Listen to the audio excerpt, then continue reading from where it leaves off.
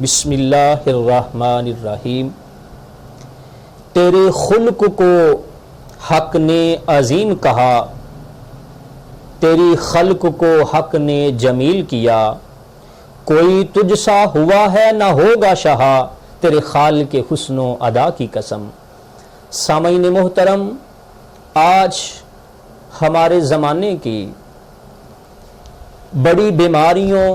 اور بڑی بد تہذیبیوں میں سے ایک بڑی بد تہذیب اور ایک بہت بڑی بیماری یہ ہے کہ آج ہمارے اخلاق بگڑ چکے ہیں، ہمارے اخلاق کا جنازہ نکل چکا ہے۔ ہمیں جو کرنا چاہیے تھا وہ ہم نہیں کر رہے، جبکہ ہمارے سامنے ہمارے پیارے آقا صلی اللہ تعالی علیہ وسلم کی تعلیمات ہمارے سامنے ہیں۔ جانتے ہوتے ہوئے، علم ہوتے ہوئے ہم بڑے بڑے گناہ جرم کر جاتے ہیں۔ عزت اور تعظیم کے حوالہ سے، ادب و احترام کے حوالہ سے، لین دین کے معاملات کے اعتبار سے، گفتگو کرنے کے حوالہ سے آج اس قدر ہم کہا جائے تو عجیب دور آ گیا ہے کہ ہم کسی آفس میں جائیں، کسی دکان پہ جائیں تو اس کو جا کے السلام علیکم کہا جائے، جواب دینے کے لیے تیار نہیں، یا اس کو کسی سے کوئی سوال کیا جائے، اس سے کوئی پوچھا جائے تو وہ جناب والا ہمیں دوسرے رستوں کی طرف بھیج دیتا ہے، ہماری صحیح رہنمائی نہیں کرتے۔ تو اس حوالہ سے ہمارے سامنے ہمارے پیارے کریم آقا صلی اللہ تعالی وسلم کی تعلیمات ہمارے سامنے ہونی چاہیے۔ ہمارے پیارے آقا صلی اللہ تعالی وسلم کا عمل اور آپ کی سیرت ہمارے لیے کس قدر روشن ہے۔ پیارے آقا علیہ السلام کے اخلاق کے متعلق قرآن کریم فرماتا ہے وَإِنَّكَ لَعَلَىٰ خُلُقٍ عَظِيمٍ، اے محبوب صلی اللہ تعالی وسلم یقیناً آپ اخلاق کے بلند ترین مقام پر فائز ہیں، آپ خلق عظیم پر ہیں، آپ کے اخلاق بلند ہیں، آپ بہت بااخلاق ہیں۔ اور خود پیارے آقا علیہ السلام اپنی زبان حال سے اپنے متعلق ارشاد فرماتے ہیں، حضرت امام مالک رحمۃ اللہ تعالی علیہ موطا امام مالک کے اندر آپ اس کو نقل فرماتے ہیں کہ پیارے آقا علیہ السلام نے فرمایا بُعِثْتُ لِأُتِمَّ حسن الاخلاق، کہ مجھے اسی لیے مبعوث کیا گیا ہے کہ میں اچھے اخلاق، اچھی عادات کو مکمل کروں۔ تو پیارے آقا علیہ السلام نے ہمارے سامنے ہر اعتبار سے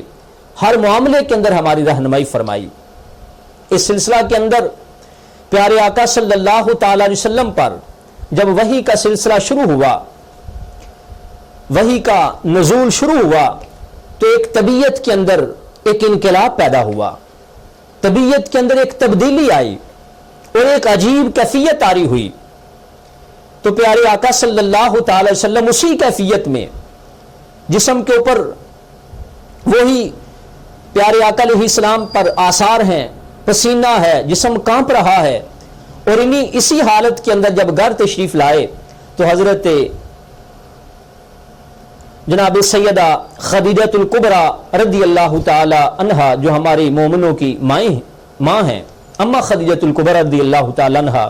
گھر میں تشریف فرما تھیں، ان سے جب یہ سارا واقعہ بیان فرمایا تو حضرت خدیجہ الکبریٰ رضی اللہ تعالی عنہا پیارے آقا علیہ السلام کو کن کلمات کے ساتھ آپ کی جناب والا دلجوئی فرماتی ہیں۔ آپ فرماتی ہیں کہ اللہ کی قسم کبھی آپ کا رب آپ کو پریشان نہیں کرے گا۔ اس بات کو امام بخاری نے قلم بند فرمایا کہ آپ کا رب کبھی آپ کو پریشان نہیں کرے گا۔ کیوں؟ فرمایا اس کی پہلی وجہ یہ ہے کہ میرے سر کے تاج، اے مسلمانوں کے محبوب آقا، کہ سب سے بڑی وجہ یہ ہے کہ آپ صلہ رحمی کرنے والے ہیں، آپ رشتوں کو ملانے والے ہیں، آپ تعلقات کو جوڑنے والے ہیں، آپ رشتہ داروں کو ملانے والے ہیں، ان کو دور کرنے والے نہیں۔ اور نمبر 2 کہ آپ دوسروں کا بوجھ اٹھانے والے ہیں۔ نمبر 3 جس کا کوئی کمانے والا نہیں، آپ اس کو کما کر عطا کرنے والے ہیں، اور اس کے ساتھ ساتھ آپ مہمان نوازی کرنے والے ہیں، اور آپ کمزور کی مدد کرنے والے ہیں۔ یہ پیارے آقا علیہ السلام کے اوصاف جناب سیدہ خدیجہ الکبریٰ رضی اللہ تعالی عنہا نے بیان فرمائے۔ یہاں بھی ایک لمحہ فکریہ ہمارے لیے کہ عموماً ایسا ہوتا نہیں، بیوی شوہر سے اور شوہر بیوی سے اکثر نالاں نظر آتے ہیں، لیکن جناب سیدہ خدیجہ الکبریٰ رضی اللہ تعالیٰ عنہا پیارے آقا علیہ الصلوۃ والسلام کی سیرت، اخلاق اور کردار کو کتنے حسین انداز کے اندر بیان فرما رہی ہیں۔ یہ ایک ایک جملہ الگ عنوان کا مکمل طور پہ حامل ہے۔ تو پیارے آقا صلی اللہ تعالی وسلم کے کردار ہمارے سامنے کیا کہ صلہ رحمی کرنے والے ہیں، جس کا کوئی کمانے والا نہیں، حضور اس کو کما کر عطا فرمانے والے ہیں۔ پیارے آقا علیہ السلام لوگوں کا بوجھ اٹھانے والے ہیں۔ اس کی ایک مثال ہم نے دیکھنی ہو تو وہ کتب حدیث میں یہ بڑا پیارا ایک واقعہ ہمارے سامنے آتا ہے کہ پیارے آقا صلی اللہ تعالی وسلم صحابہ کی موجودگی میں مسجد نبوی شریف کے اندر صحابہ کو خطاب فرما رہے ہیں، واضح و نصیحت ہو رہی ہے۔ اسی دوران باہر سے ایک سوال آ جاتا ہے کہ حضور ایک عورت آپ کو بلا رہی ہے۔ جب پیارے آقا علیہ السلام اس کے پاس جاتے ہیں تو اس خاتون نے، اس عورت نے پیارے آقا علیہ الصلوۃ والسلام کو روکے رکھا، کافی دیر تک آپ سے باتیں کرتی رہی، اور وہ عورت وہ تھی جس کے بارے میں پورے شہر مدینہ کے اندر مشہور تھا کہ اس کا ذہنی توازن درست نہیں، یہ مجنوع ہے یا یہ پاگلا ہے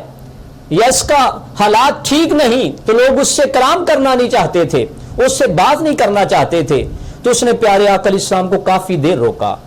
زمین بھی گرم تھی، اوپر سے سورج کی بھی گرمی تھی۔ جب کافی دیر گزری تو پیارے آقا علیہ السلام اس کی باتیں سن کر واپس گئے تو صحابہ نے عرض کیا، کسی نے کریم آقا علیہ السلام کی بارگاہ میں گزارش کی کہ حضور ہمیں اجازت ہو تو ہم اس کا سر نہ قلم کر دیں،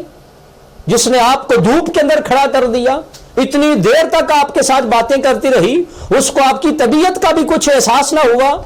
تو اس موقع پر شاید کوئی آج کے زمانے کا کوئی شخص ہوتا تو فوری طور پہ یہی حکم جاری کرتا، لیکن میرے اور آپ کے کریم آقا علیہ الصلوۃ والسلام نے کیا فرمایا؟ پیارے آقا علیہ السلام نے فرمایا کوئی شک نہیں، ایسا ہی مشہور ہے کہ اس کا ذہنی توازن ٹھیک نہیں، یہ معذور ہے، لیکن یاد رکھو اگر اس کے دکھ میں نہیں سنوں گا تو کون اس کے دکھ سنے گا؟ اگر اس کی باتیں میں نہیں سنوں گا تو کون سنے گا؟ اگر اس کی دل جوئی میں نہیں کروں گا تو کون دل جوئی کرے گا؟ تو دیکھیے پیارے آقا علیہ الصلوۃ والسلام کی سیرت ایسے ایک نہیں ہزارہا واقعات سے بھری ہوئی ہے کہ پیارے آقا علیہ الصلوۃ والسلام کی بارگاہ سے کیسے کیسوں کو فیض آن اور فیض ملتا ہے۔ تو سامعین محترم، ایک مسلمان ہونے کے ناطے سے ہمیں بھی اپنے رویوں کے اندر تبدیلی لانی چاہیے، ہمیں بھی اپنے کردار کو سنوارنا چاہیے، پھر ہی ہم اس معاشرے کو کامیاب اور پاکیزہ اور صاف ستھرا بنا سکتے ہیں۔ اللہ کے حضور دعا ہے کہ اللہ پاک ہمیں اچھے اور نیک اعمال کرنے کی توفیق عطا فرمائے۔